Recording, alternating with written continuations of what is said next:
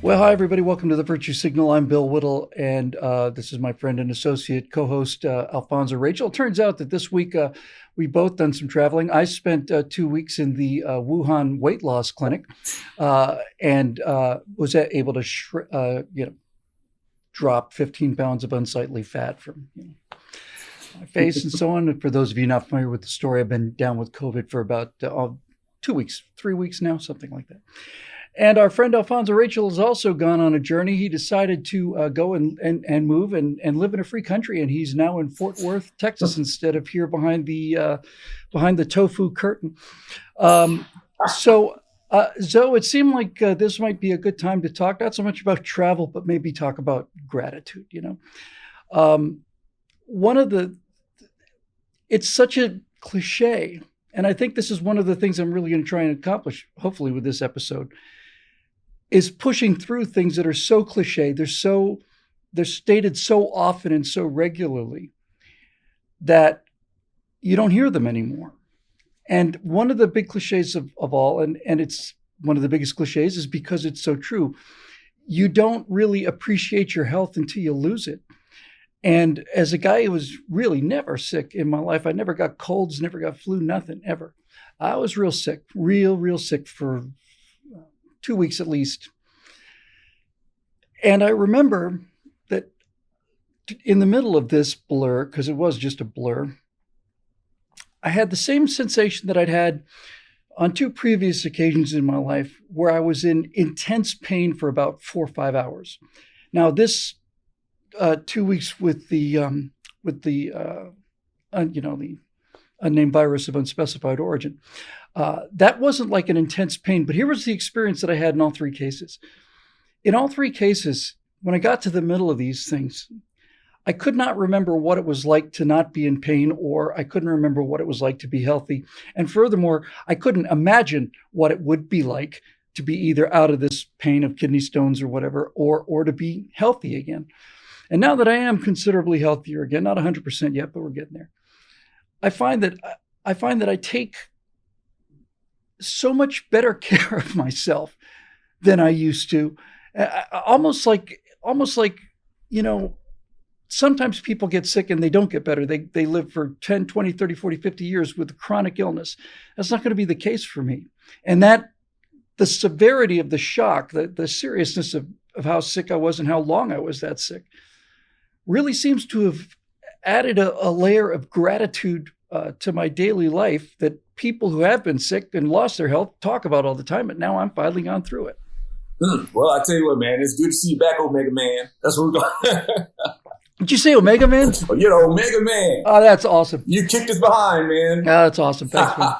It's one of my favorite movies. And you look great too, man. It's like it looked like you started a diet craze, but we're gonna call it COVID keto. Like I said, man, 2 weeks in the COVID weight loss clinic in China. I just didn't have it's a fat farm. Right on, man. Well, okay, for me, I mean, I hear you, man. It's like, I guess we kind of get the luxury of not, getting sick. You hear people all the time, getting sick due to the bug or under the weather. That's a great point. Calling that a luxury. That's a great point. It does kind of, maybe it's privilege. I don't know. But, but thank you, God. It's like we're able to, enjoy like a pretty fair degree of health. And sometimes but it makes me wonder sometimes, because when something does become kind of uncomfortable, it's really uncomfortable. It's like, I don't like this. What is this? I'm used to feeling great and I'm used to feeling good.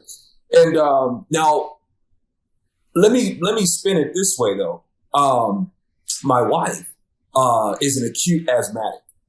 Right. And usually, like for me, like the most pain that I would feel is after like, my classmates, in martial arts would get to stomping on me pretty good.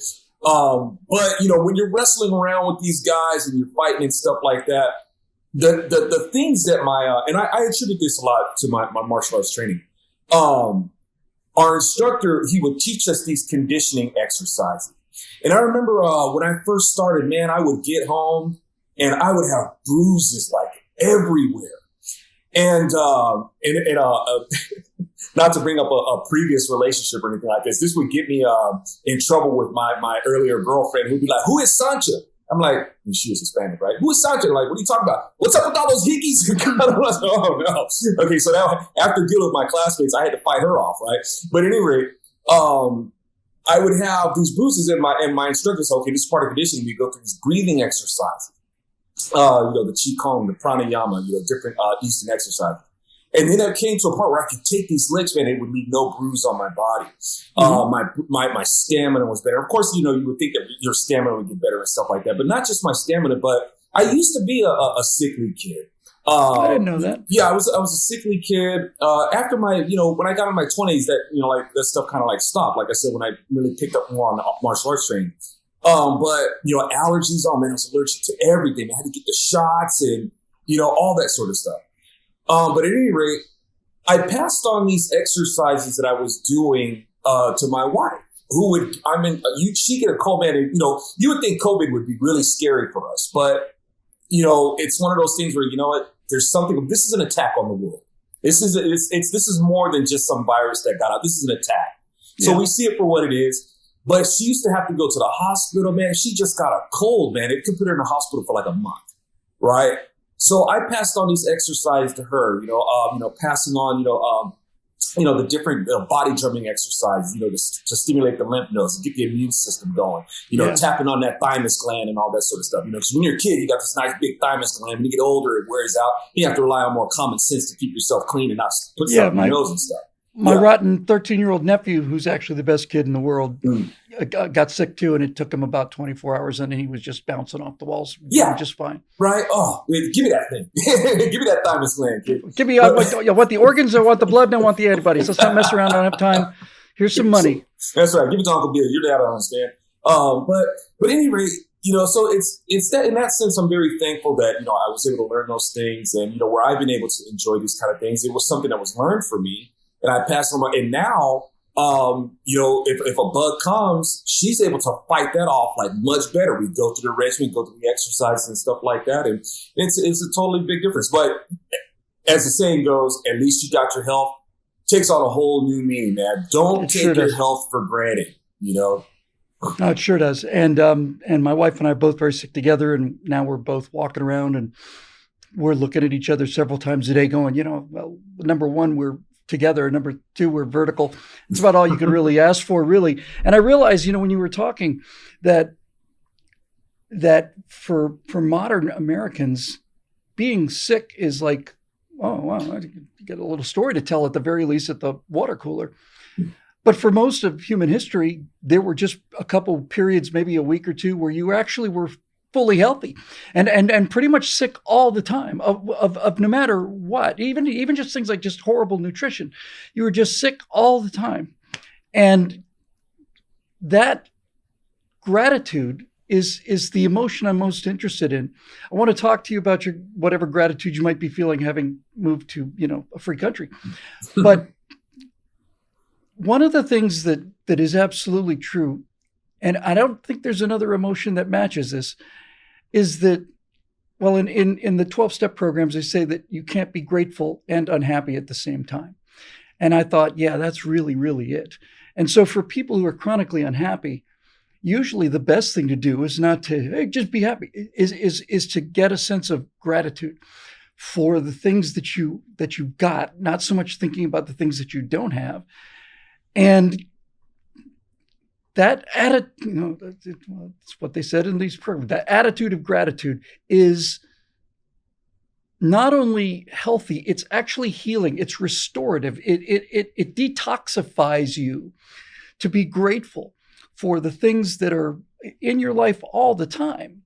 And we've done so much talking about the destruction of things that we love and the dangers and all of these things that we can see coming. But at the same time, it wouldn't be a bad idea to be grateful for the fact that at least we still get to talk about these things, that our health is, generally speaking, for most people, extremely good, that we're not losing 4 out of 10 children before they're a year old. It's a hard, like I said, it becomes a cliche. And if watching this episode, you're thinking, okay, yeah, I should be grateful for my health. Yeah, okay. I'm trying to kind of punch through that. Lost a cat that we loved very much back in July, and for many years he would, I'd be working at home and he'd be like, meowing and want to get petted, and that's all right, piss on, baby, I'll hang on, and I just ignored him a lot. And when he died, I found that my other cat, whenever he comes up to me now, he instantly gets my full attention, instantly, because I'm grateful he's here, and I wasn't until I lost something that really mattered to me. And that's the weird thing about gratitude, is that for most people, in order to get into this probably most positive emotional space there is, to be grateful, or grateful to God, grateful to your country, grateful to your forefathers, to your family, whoever, that in order to get to this probably healthiest emotional place that there is, you almost always have to go through something really, really awful. It does seem like, and man, that's, man, why do we have to, why do we do, well, I know why we do it, but I guess it's more of a rhetorical question. But I'm in the same boat, man. We had 2 cats. We lost Donut, and man, that hurt real bad. And she was the same way. And it's like, always wanted she didn't always want our attention, but yeah, she did. And she deserved it too, man. And she deserved it too. Yeah. No, I know exactly what you mean. That rings a horrible bell. Yeah. And it's like, sometimes it's like, hey, Donut, look. You're gonna get the spray bottle, okay? You got to let me think. I'd have those Jack Nicholson moments where I'm like, talking to you, it's like, if you see me doing this or this, do not come in here meowing at me, right? Yeah. But but we're kind of wired that way, where we have to experience. We don't have to. It's just something that we do. I mean, this even goes back even before Adam and Eve. This goes to Lucifer himself. It's like, dude, look at the position that you have. You were created with the position of positions, man. You are the master at arms. You are the sergeant at arms of worship. You're the one to make sure that everybody is worshiping in truth. When I say worship, I'm talking about workmanship. Right, you're the first mate, you're second in command. Yes, man. It's like, what more could you possibly want? He asks rhetorically. Yeah, right. What more could you? It's like, look at you. I mean, you got the hookup of hookups, right? And for some reason, this doesn't seem to be good enough for you. And I sense, God's like, I sense much butthurt in you, right? It's like there's something in you that's just not right. Oh, pride, right? I see iniquity in you. For some reason, you're coveting my throne.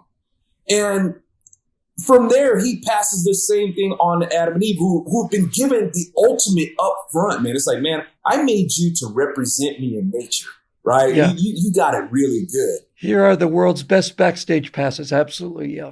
You know what I'm saying? So it's like, but I guess they just had to find it. They had to lose. They had to lose this. They didn't have to. They just did. And we're the same way, I guess. It's human nature. It's human nature. And that's the operative word right there, just like you said, Bill. Nature. And that's what I was just going to say this really quick. And that's what God made us to represent him in nature. The nature of all things, even the nature of bad decisions. It's like, you're going to have to go through all that because you represent me in nature. You don't have to make bad decisions. You can seek my counsel. You going to tag me in, bro? No, I'm just going to go ahead and talk to the snake. You want to do that? Okay. The reason I wanted to do this show, and we'll close with this, I guess, is because like you who are watching it now, this is the kind of thing you hear almost on a daily basis.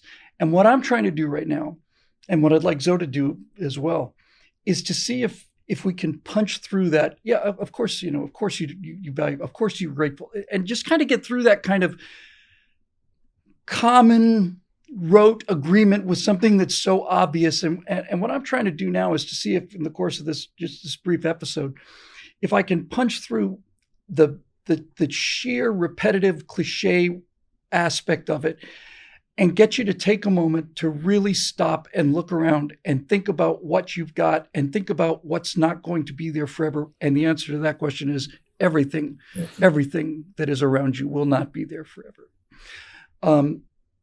And to see if just through identifying the flippancy that we have towards things like good health or decent food or a roof over our heads, electricity, antibiotics, anesthetics, I'm trying to punch through the kind of complacency that comes from a life that's so privileged, it's unimaginable to any generation prior to ours.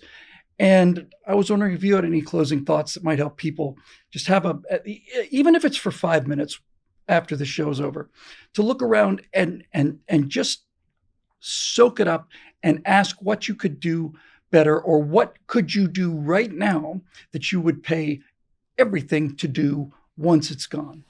Indeed, man. The word talks about not grumbling. We can have, man, it's amazing how we can see so many people who seem to have so much, man, but be so miserable. It's a sad thing to see. Like when we see the tabloids in the grocery store, this person's going through a divorce, this person's it's like, wow, you guys, it's like the world is your oyster. You guys are still miserable. Yep. That's that pride, Bill. And we're wired to be prideful more than we're proud to be grateful.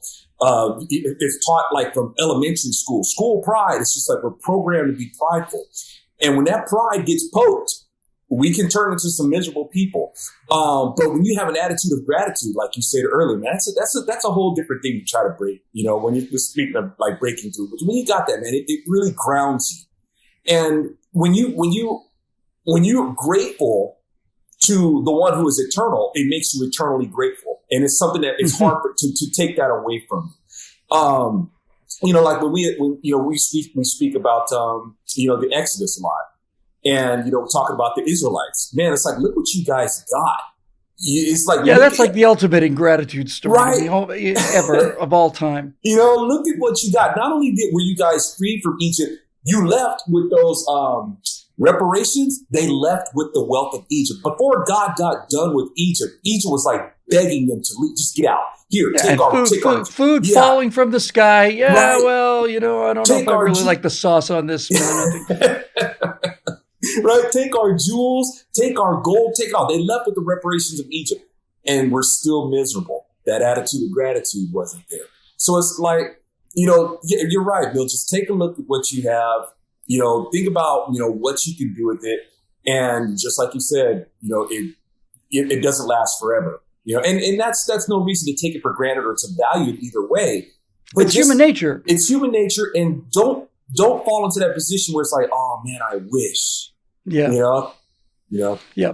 Well, here's what I wish. I wish that everybody out there watching this could do just take a moment and realize. Just take a moment and realize that all of the things that you see around you that you care about are transitory. And maybe they're transitory because you're transitory. One of my favorite old sayings, it's just so dark. I just love it, is, when you lose when a friend dies, you lose a friend, but when you die, you lose all your friends. And just keep that in mind. And it'll not only make you happier. If it makes you happier, then that makes the people around you happier. And if those people are happier, then society's happier. Strangely enough, that's how it works. We keep constantly talking about national politics and all the damage that's coming from the top down. Happiness goes from the bottom up. And that's really just a decision that we make on a daily basis. Speaking of which, both of us are very grateful for the decision that people made pretty much exactly a year ago when we got a number of additional members that allowed us to bring Alfonso Rachel into the mix. And that need is still there. And for those of you that made that decision, we're very, very grateful.